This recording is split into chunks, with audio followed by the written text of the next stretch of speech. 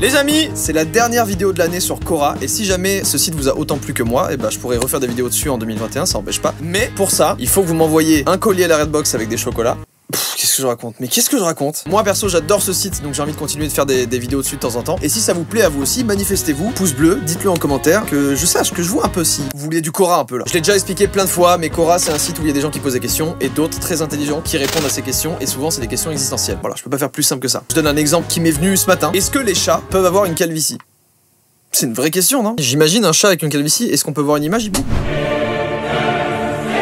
J'en veux un maintenant. Mais il y a des trucs aussi en mode quelle est la photo la plus folle que vous ayez vue, quelle est l'histoire la plus incroyable qu'on vous ait racontée. C'est des choses comme ça que évidemment j'adore, et on va se régaler aujourd'hui dans ce nouvel épisode de Quora. D'ailleurs regardez, je choisis une question complètement au hasard. Qui sont les boss du reconditionné? Je connais la réponse, c'est Back Market. Lui aussi il connaît la réponse. En vrai, Back Market, c'est les boss du reconditionné. Et si t'es pas d'accord, regarde. Tu vas finir comme cette saucisse. Noël approche, on va faire des cadeaux, tablettes, consoles, téléphones, pommes de pain, maison. Peut-être pas. Et souvent, à part la pomme de pain, c'est cher. Back Market, ils vont proposer des prix jusqu'à moins 70% sur certains articles, tout simplement grâce au principe de reconditionner. Qu'est-ce que c'est le reconditionner? C'est tout simplement remettre des produits à neuf. Et l'avantage avec Back Market, c'est que vous avez au minimum 12 mois de garantie.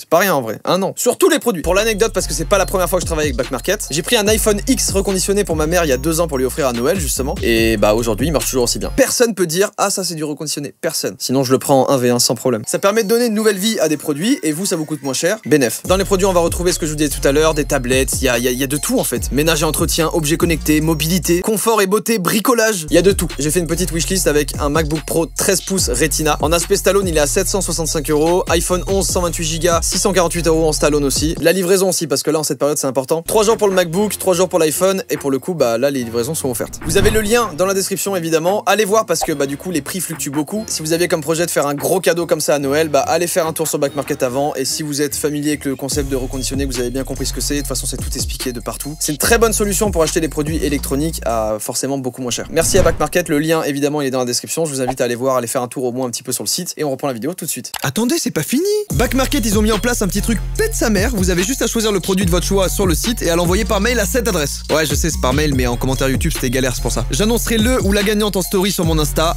@joyka. Venez follow, soyez pas timide comme ça là. Qu'allons-nous apprendre aujourd'hui grâce à Quora? J'ai un problème hein. Il faut que je rende honneur à des gens aujourd'hui. Il y a la team Joyka sur Quora. On est 48 000, on représente une force de frappe colossale sur Quora. Il y a même Seb. Merci Seb, je sais que t'aimes bien les petits faits comme ça. On aime bien ça. Merci Camille Aziri et Joël Bellastraz pour avoir créé ce groupe tout simplement. Du coup ce qui est trop bien c'est qu'ils partagent des faits pour que moi j'y réagisse en vidéo, et c'est ce qu'on va faire tout de suite. Ah, j'aime tellement ce site. Quelles expériences scientifiques bizarres sont en cours en ce moment? Il y a forcément des expériences scientifiques dont on n'est pas au courant et qui sont bizarres, où on doit se dire ah ouais tu bosses sur ça, c'est pour faire avancer la science, c'est bizarre un peu. Tu fais quoi, rappelle-moi? On découpe des ongles en laboratoire et on les goûte. Tu veux goûter? Paul Cizé, amoureux de la vie. C'est ça ton travail? Tu crois que ça va te payer quelque chose d'être amoureux de la vie? Des scientifiques à l'université de Tufts, à côté de Boston, ont découvert que si l'on coupait la tête de vers plats, non seulement leur tête repousse, mais ils récupèrent aussi leurs souvenirs. De quoi ils se souviennent? Un ver, pardon, excusez-moi, mais ça doit pas être super intéressant quand même. Ah, mais ce n'est pas tout! Si on utilise les restes de ces vers pour nourrir d'autres vers plats de la même espèce, oui, c'est là que ça commence à être des trucs bizarres. Pourquoi les humains font des expériences comme ça? On va prendre maintenant la tête du ver qu'on a coupé, on va le faire manger un autre ver, pour voir s'il se souvient du souvenir de l'autre ver. Et ça, plus tard, on essaiera sur des êtres humains pour voir si on peut mixer des souvenirs quoi. Ils les mangeront, d'accord, et récupéreront les souvenirs des vers mangés. Putain, j'avais pré-shot. Et sont capables d'utiliser ces souvenirs pour parcourir un labyrinthe.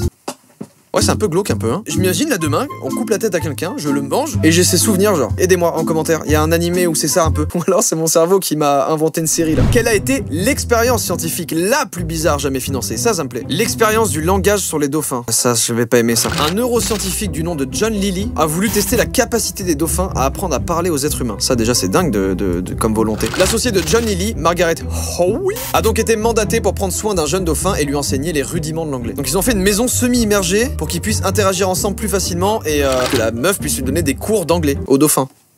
Vous étiez chelou un peu en 1958 un peu hein, wow. Mais les choses se sont rapidement corsées et ont pris un tournant pour le moins inattendu. Peter a atteint sa maturité sexuelle. Félicitations Peter, c'est qui? C'est un gars de Quora? Non, j'ai bien compris, c'était le dauphin. Son comportement est devenu violent. Il se servait de son nez et de ses nageoires pour frapper sa maman dans le tibia parce qu'elle refusait de se laisser courtiser. Quoi? L'animal n'avait plus aucun intérêt pour ses leçons d'anglais. C'est normal! C'est normal, c'est un dauphin lui, tout ce qu'il veut c'est nager dans l'océan genre et faire Nous, ça nous fait chier les cours d'anglais, alors un dauphin. Je rigole, mais ça m'intéresse énormément. Et les scientifiques se sont consultés afin de réfléchir à la problématique. Et le dauphin a donc été emmené à l'extérieur et présenté à un dauphin femelle, afin qu'ils aient l'occasion de satisfaire les besoins. Une sorte de visite conjugale éphémère, quoi. En gros, ils ont ken entre dauphins, quoi.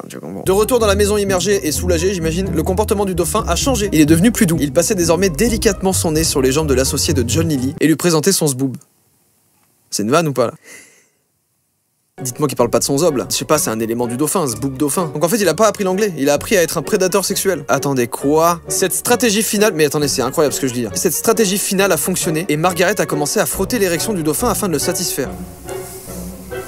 Bizarrement, après ça, Peter est devenu beaucoup plus coopératif en classe. Mais quoi? Mais la recherche coûtait cher et les résultats n'étaient pas au rendez-vous. John a donc voulu accélérer les choses, alors c'est tout naturellement qu'il a décidé de donner un carton de LSD à Margaret et au dauphin. Je suis désolé là, mais là c'est une des histoires les plus folles que j'ai lues là. Mais c'est vrai ou pas là? C'est pas possible, c'est une vanne. Il faut que je frappe Bob.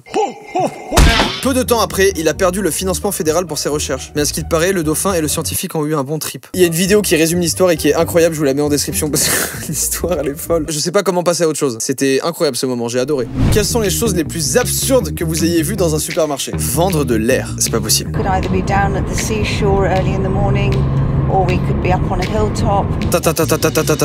Cette femme est en train d'expliquer. Donc là, il y a des clients qui achètent de l'air. Selon la demande des clients, elle va dans différents spots. Genre, elle a ses spots de récolte d'air.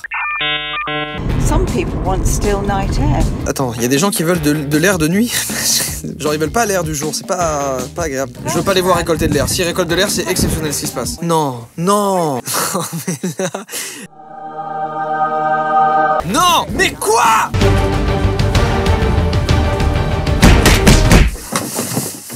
J'ai failli mourir. C'est une des meilleures choses que j'ai vues de ma vie. Il récolte de l'air. Je me remets pas de cette scène. Mais ça, c'est incroyable, mais c'est fou, mais vraiment, on dirait un sketch. Dites-moi que c'est les meilleurs trolls de l'univers et que c'est une giga blague. Il y a un site? Mais putain, je suis tellement partagé. C'est leur site et j'ai envie d'acheter de l'air. Est-ce que ça a un intérêt? J'ai trop de questions là. J'arrive pas à croire à cette vidéo-là. Mais c'est pas possible. À la fois, c'est une idée de génie, mais l'exécution, tout, le côté, on rend ça sérieux et tout, mais c'est incroyable, je suis trop partagé. Et les gens achètent ça 108 €. Mais 108 € la jarre d'air? La blague va trop loin là. Et je suis sûr qu'ils sont blindés, genre. Ça me mindfuck tellement là. J'en ai plein là.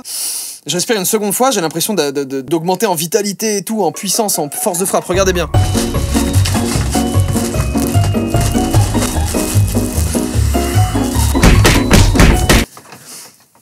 Achetez mon air. Oh, je suis mort. 500 000 pouces bleus sur cette vidéo et je vous fais des jarres magnifiques de l'air du studio. 50 pots, c'est tout. Après Back Market, si vous voulez, on peut faire une petite collab, on fait un peu d'air reconditionné aussi et ça coûtera un peu moins cher. Waouh! Quelle est la pire découverte qu'un scientifique ait jamais fait? James Fallon est un professeur à l'université d'Irvine. Il étudiait la construction du cerveau des meurtriers et schizophrènes afin de comprendre quelles étaient les nuances de leur cerveau par rapport aux nôtres. Ok, très bien. Dans son travail, il scannait souvent les cerveaux de sa famille et ses amis afin de les comparer au cerveau des personnes atteintes de troubles. Il prend un des comptes rendus sur sa famille et il note des données bizarres. Peu d'activité émotionnelle dans la partie antérieure du cerveau et quasi aucune dans celle de l'empathie. Après des recherches approfondies, il en conclut que c'est bien le cerveau de psychopathe. Mais peu de temps passe avant qu'il ne soit frappé par la révélation, le cerveau en question est le sien. Putain, mais quel twist incroyable. Mais James assure être une personne normale et qu'il n'a tué personne durant sa vie. Pas encore. Haha. Ok. Bah je suis psychopathe, pourtant bah visiblement il se pose aucun problème. Bon allez, je vais dans la team Joyka. Quel fait trouvez-vous incroyable? Tout simplement, il va y en avoir plein et on va les voir. En 2015, le néo-zélandais Nigel Richards a remporté le championnat du monde de Scrabble français sans comprendre un traître mot de la langue. Il avait appris le vocabulaire français en seulement 2 mois. Il a mis culotte. Honnêtement, ça me procure pas grand chose. Désolé, c'est un exploit incroyable, mais le côté Scrabble à côté... Bravo. Gary Kremen, le fondateur du site de rencontre Match.com, a perdu sa petite amie après qu'elle ait rencontré un homme sur ce site, qu'il a lui-même créé. Il a dû faire exactement cette tête. Qu'est-ce que je peux dire? Quel destin incroyable. Bah franchement triste. Quelle est l'invention la moins chère qui a permis de gagner des millions voire des milliards? La première chose qui me vient à l'esprit en lisant cette question n'est autre que le pet rock. Le créateur, Gary Dahl, acheta une pierre dans un magasin de construction pour ensuite la revendre comme s'il s'agissait d'un animal de compagnie. Face au potentiel de l'idée, il créa le Rock Bottom Production et de nombreux pet rock furent mis en vente pour la modeste somme de 3,95 $. Mais c'est exceptionnel là. Afin de vous aider à éduquer votre nouvel ami, un petit guide était fourni au moment de l'achat. On peut y trouver des conseils pour bien élever sa pierre, comme si lorsque vous sortez le rocher de sa boîte, il semble être excité, placez-le sur quelques vieux journaux.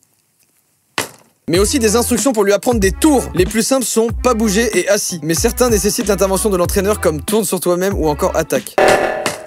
il y a des génies sur cette terre et cet homme en fait partie vraiment. Malheureusement, la popularité des Patriots n'excéda pas 6 mois, tu m'étonnes, et s'acheva complètement durant la saison de Noël 1975. Ce fut néanmoins assez pour rendre Gary Dahl millionnaire. Il a été millionnaire en vendant des pierres de compagnie. Je suis pas millionnaire, donc comment faire? Des pierres! Quel génie! C'est tellement con et fort. À quoi ressemblaient certains produits désormais célèbres lorsqu'ils ont été inventés, ok? Le premier ordinateur Apple. Waouh! En 1976. Ça me fascine en vrai. Ça, c'était hype il y a 44 ans.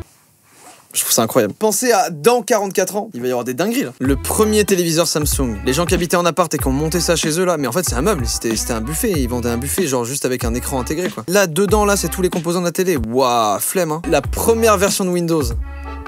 Ils avaient mis un jeu déjà? Je sais pas quoi dire, c'est à la fois immonde et beau. Enfin genre les gens ils devaient être émerveillés de voir ça vraiment. Le premier téléphone portable. Waouh!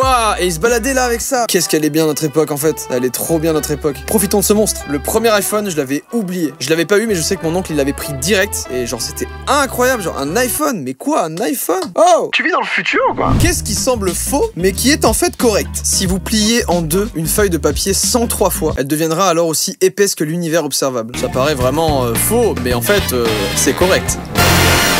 Le record actuel est de 12 plis. Ah ça c'est le record actuel? 12 plis. 10 plis sur une feuille, elle aura environ la largeur d'une main. 23 plis vous donneront 1 km. C'est it's escalated quickly. Jusqu'où est allée une personne riche pour assurer sa vie privée?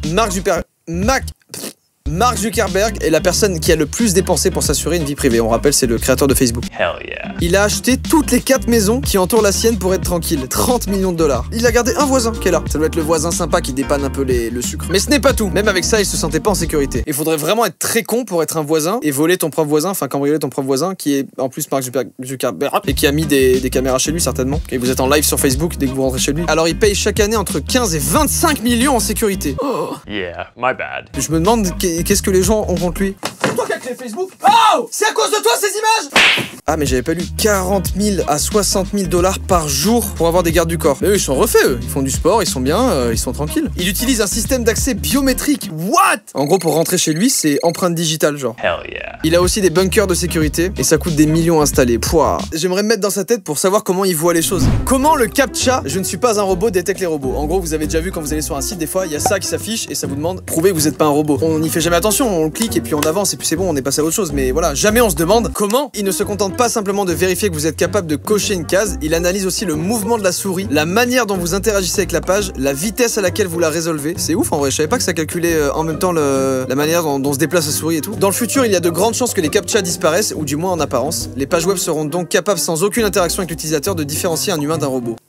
C'est tout? Je suis un peu déçu. Quelle photo mériterait d'être vue par la Terre entière? Un point bleu pâle. Il s'agit d'une photo de la Terre prise par la sonde Voyager 1 en 1990. La distance est d'environ 6,4 milliards de kilomètres, ça va. On les fait un peu, si on prend l'autoroute A7 et la bifurcation, ça marche. Notre planète est une simple poussière voyageant dans un vide infini. Mais c'est notre maison, un berceau de vie à la fois magnifique et insignifiant.